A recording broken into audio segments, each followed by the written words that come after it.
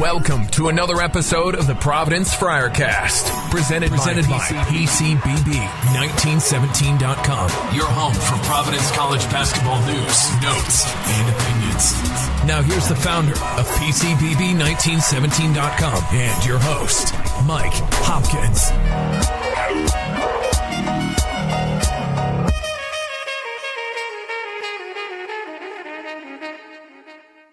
Hello and welcome to another episode of the Providence Friarcast. It's officially March, as John Rothstein would say. By the way, he has applied for the copyright or the trademark or whatever it is for the phrase, "This is March."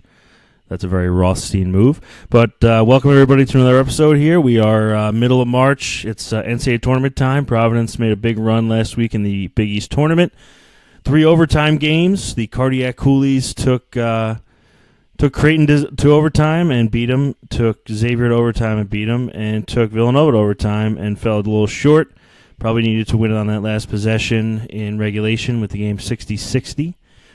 But great effort, and certainly has cemented their position in the NCAA tournament as what should have been a 9 seed. They're scrubbed down to the 10 seed. I can talk about that a little more later, but 10 seed playing 7th-seeded Texas A&amp out of the SEC. That game will tip off Friday at 12:15 Eastern Time on CBS.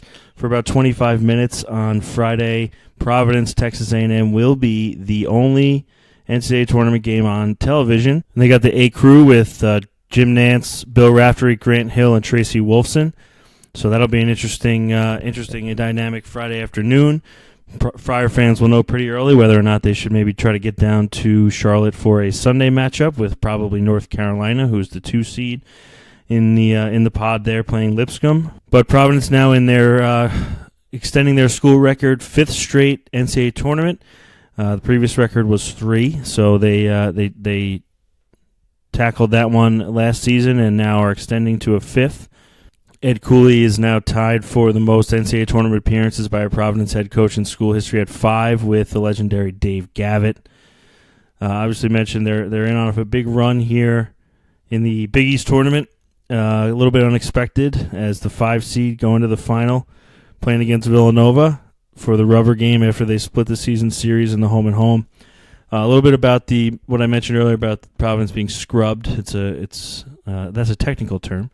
They were scrubbed from the 9 seed to the 10 seed because Villanova and Xavier were both given 1 seeds, which means that because Providence has played both of those teams 3 times, the selection committee has bracketing procedures that require teams that have played 3 or more times during the regular season or conference tournament to not face each other until the regional final, which is the Elite 8, which means that as 1 seeds, Villanova and Xavier couldn't play Providence in the 8-9 game in the round of 32. So Providence was the 35th team on the 1 through 68 seed list, which should have been a 9. Again, they're moved to a 10, and they're playing Texas A&amp, I believe, was the highest-rated 7 seed. So interesting matchup there. Butler also was scrubbed from a 9 to a 10. Seton Hall in the tournament as a 7. And as I mentioned, you have Villanova and Xavier as 1 seeds. Villanova in the East region, the 1 seed there, and Xavier actually in the West bracket with Providence. Creighton fans and Providence fans get together in Charlotte this week, different regions, but they're both playing in Charlotte. So that'll be a little extra Big East juice. Ed Cooley and Greg McDermott, great friends, so I'm sure that'll be nice for the two of them to have each other to bounce ideas off of, or maybe just have a beer. We'll see how the weekend goes.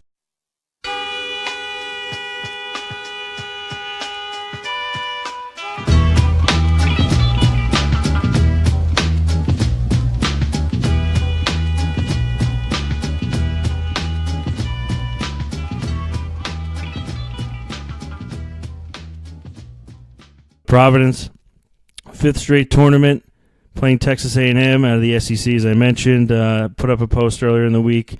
3 things to know about Texas A&amp. Really the key things are that they they were a top 5 team. I wrote that in December, heading into SEC play at 11-1 in the non-conference. Had some good non-conference wins. West Virginia, Oklahoma State, Penn State. The only loss was to Arizona, who and I think it was a semi-neutral game. It was played in Phoenix on a neutral court. So pro Arizona crowd. It was in early December. So that was their only loss. But then they started SEC play 0-5. So they have some very good players. They started 11-1 and were ranked in the top 5. Kind of reminiscent, if you think about it, to the Providence team with Chris Dunn when they were in the top. I think they were in the top 10. Maybe got down to 8 one year in that polls, and that was the year they ended up as a 6, going to Columbus in 2015 and lost to Dayton, who had won a first 4 game on their home court and traveled up to Columbus for essentially a home game. But we don't need to give anybody nightmares or trigger anybody here with that disaster. Even though I drove all the way to Columbus, I had to drive all the way home. But anyway.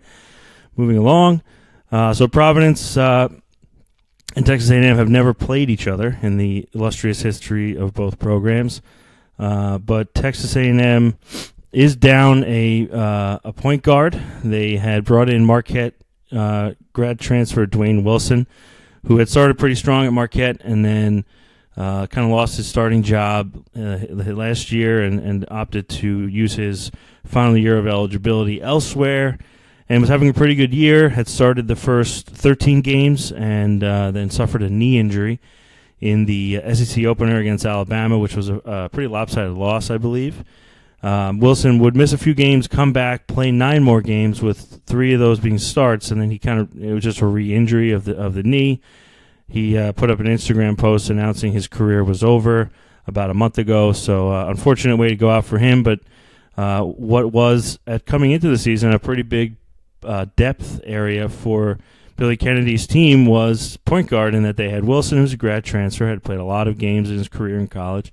J.J. Caldwell, who was a top 70 recruit, I want to say, maybe top 50, certainly top 100 last year or 2 years ago. He had to sit out last year, academic non-qualifier. So he was a redshirt freshman who was supposed to see a lot of minutes alongside and behind Wilson.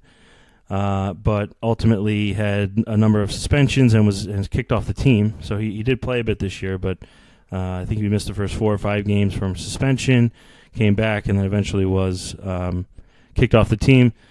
The Aggies have had some issues with discipline. They've had a few guys, including their now starting point guard, T.J. Starks, a freshman, suspended. D.J. Hogue, I think, was suspended. They've had a few suspensions throughout the year, but Wilson going down has hurt them. T.J. Starks, as I mentioned, runs the point guard now. He's a freshman, really more of a scoring guard than a point guard.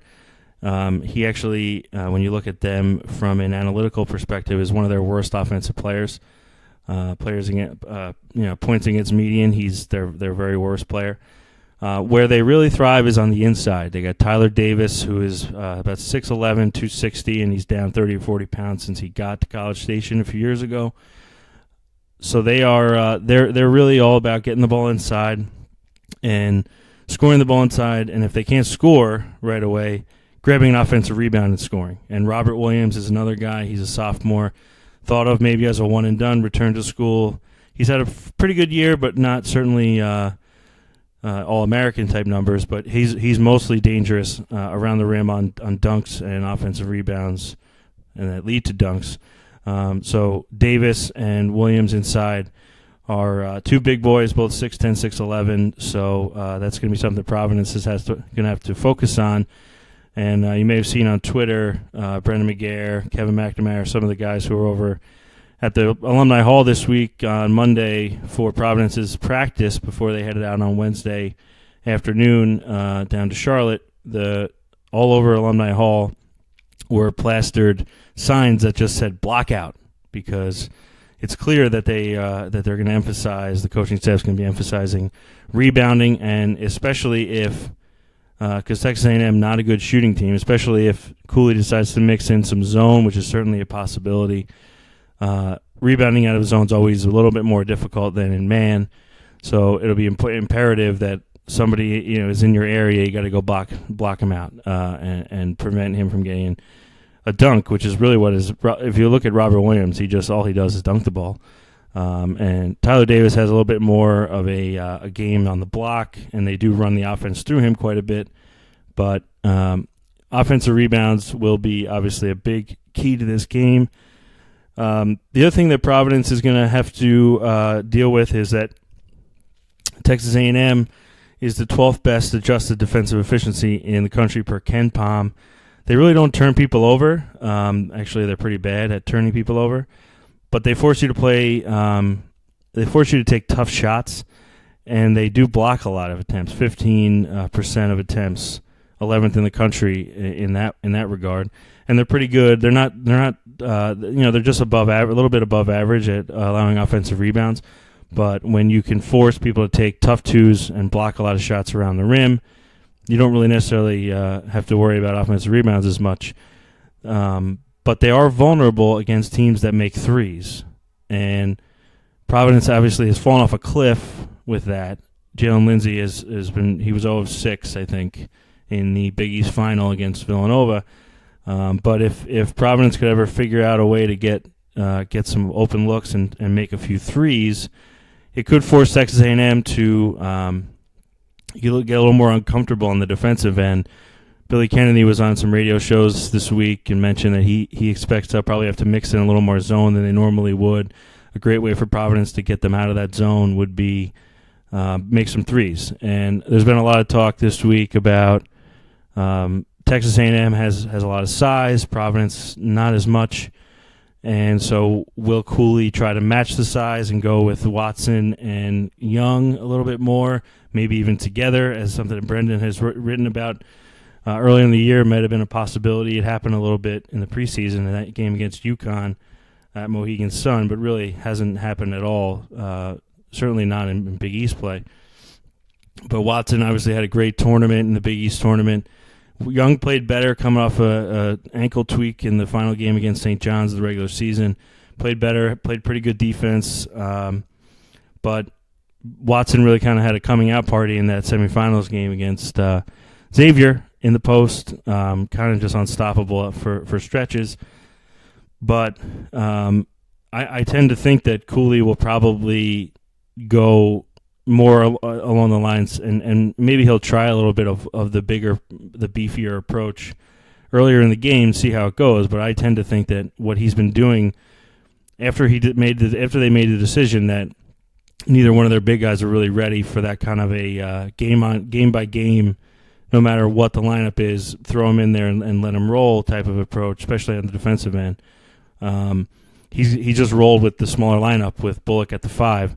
I think it certainly down the stretch, if it's a close game and Providence is playing pretty well defensively and Texas A&M's not damaging them too much inside, I think you'll see probably the smaller lineup for a longer majority of the time. And that probably means they have to play more zone than they might be comfortable with. But A&M not a good shooting team, so I don't think you have to really worry about them there. They really struggled shooting the 3.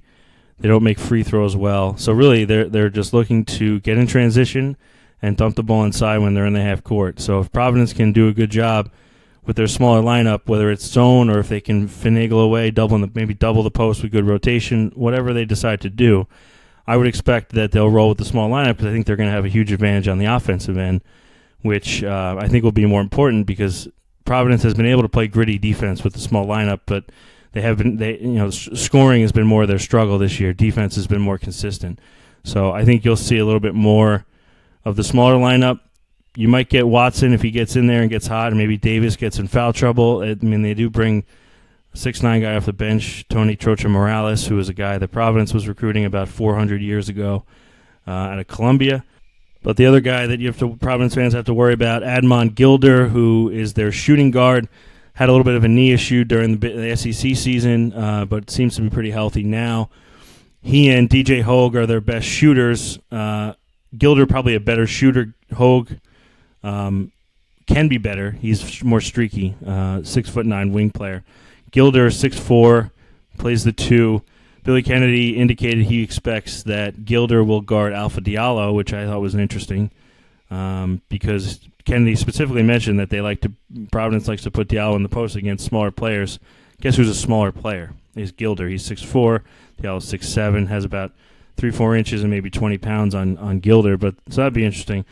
But beyond that, really, Providence not going to have to deal with too much off the bench for Texas A&M. They got you got to worry about Davis inside, Williams inside, especially crashing the offensive glass.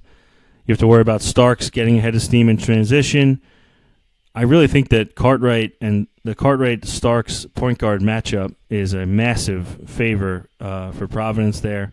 Freshman versus senior, but also Starks is a little bit of a volume shooter, but really is not that good of a shooter. So if Providence can force the action away from it out of the post and make Starks take jump shots, that'll be an advantage for Providence as long as they can clean the glass, as I mentioned now a few times. But I think it's going to be probably one of the largest keys to the entire game advancing.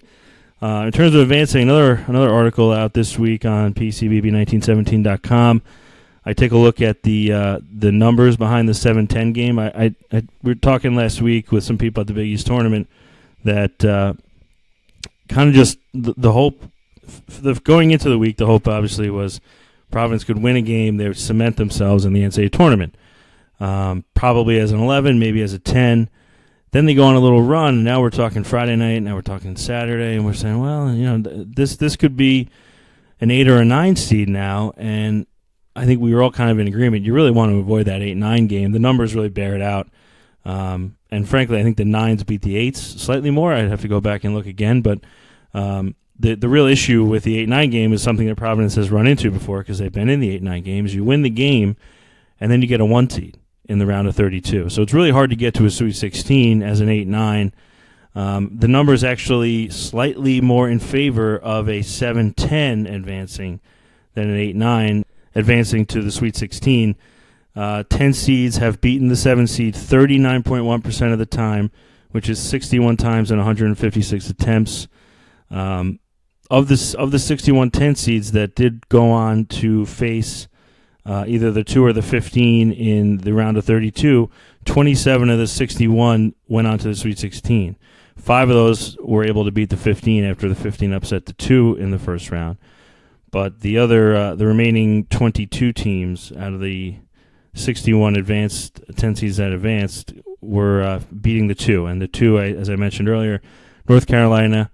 North Carolina is playing in Charlotte, which seems to happen every year. Either Duke or North Carolina playing a game in the NCAA Tournament in North Carolina, whether it's Charlotte or Raleigh, which Providence played in Raleigh. They played UNC a couple years ago.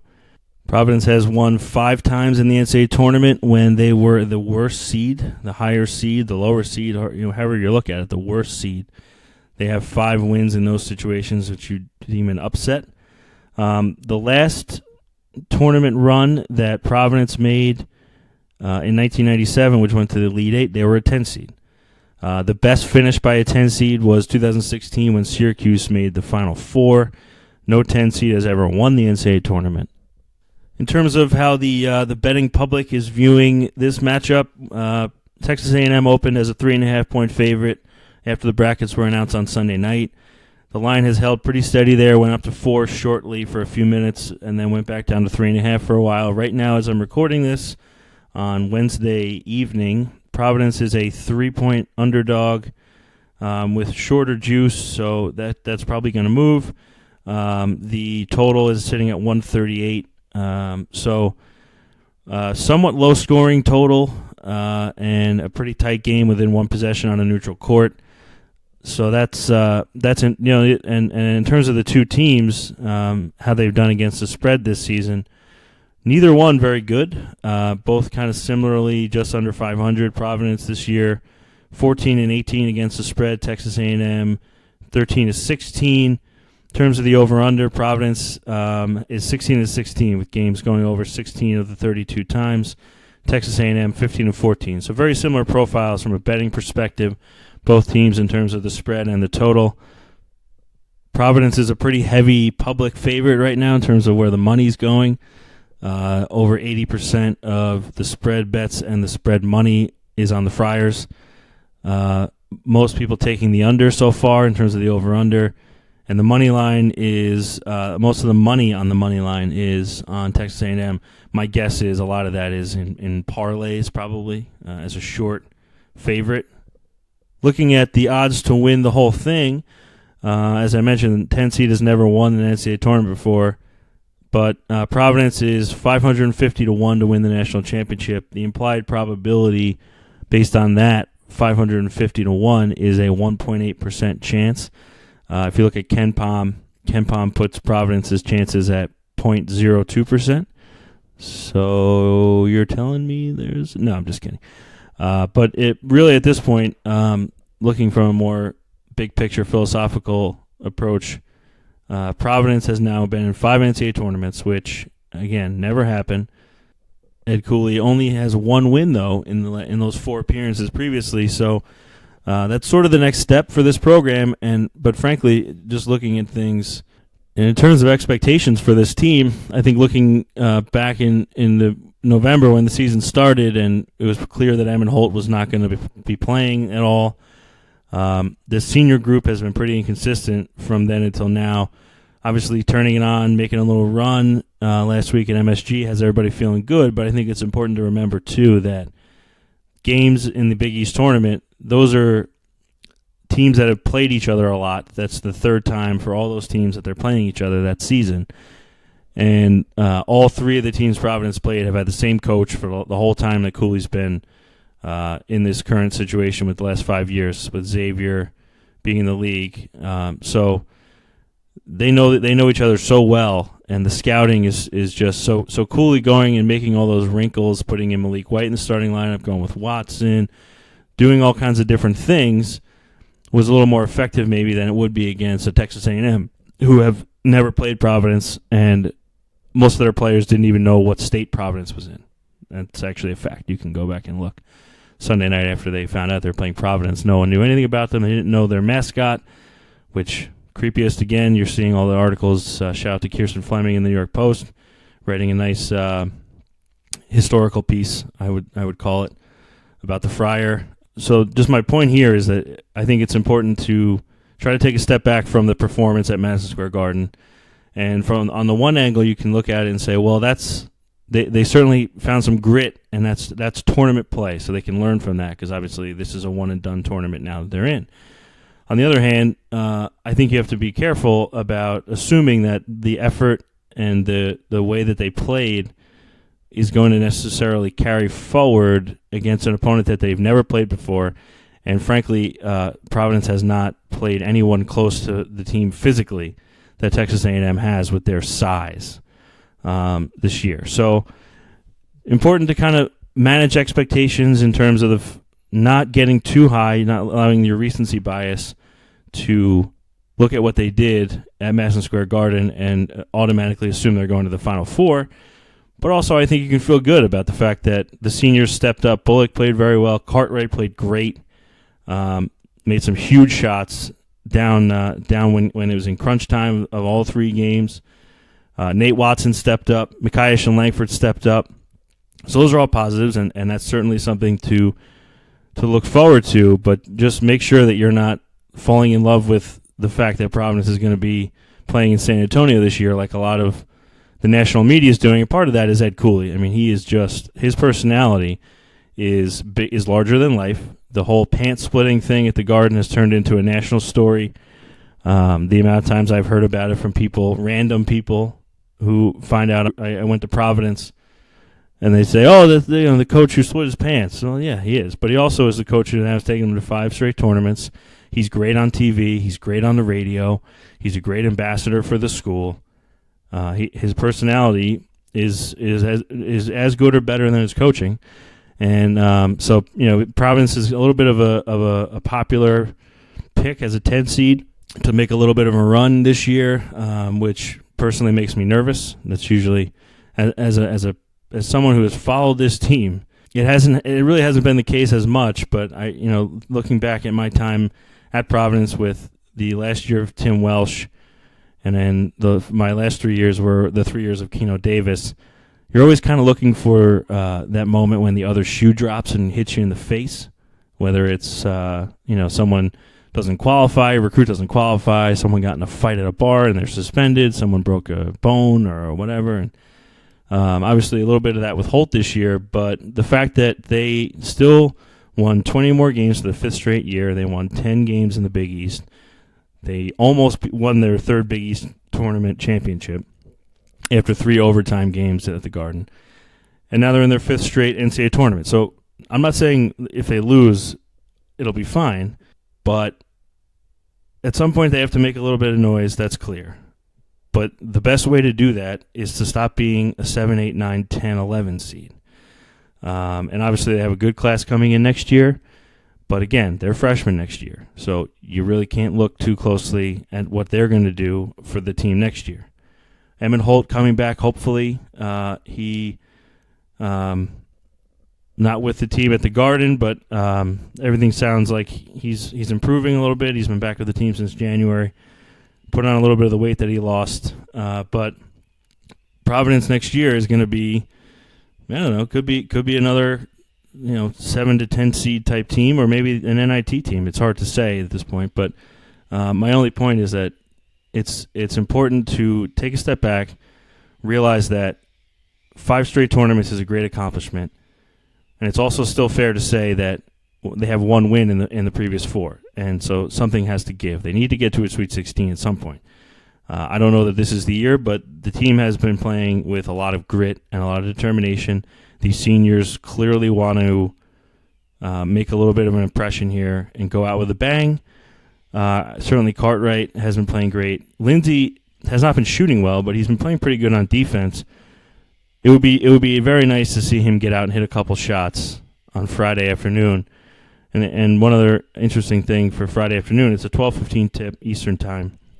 It's early for everybody, especially for me. I'm flying in 6:30 in the morning Friday.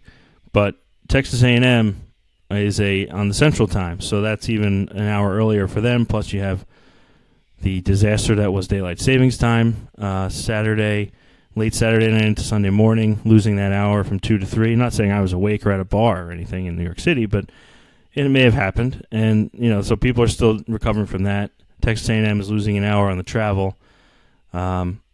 But it's going to be, I think, a great window of time on Friday afternoon in that early 12:15 to 12:40 before the next game starts, where you get Jim Nantz, you get Bill Raftery, Grant Hill, Tracy Wolfson on CBS, the main CBS, Channel 2 in New York. It's broadcast television, where you're going to get just Providence College and Texas A&M on a national stage, and it's going to be fun.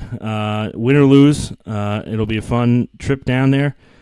Special shout-out to all my patrons. Without you guys, I wouldn't be able to afford the plane ticket and the hotel room.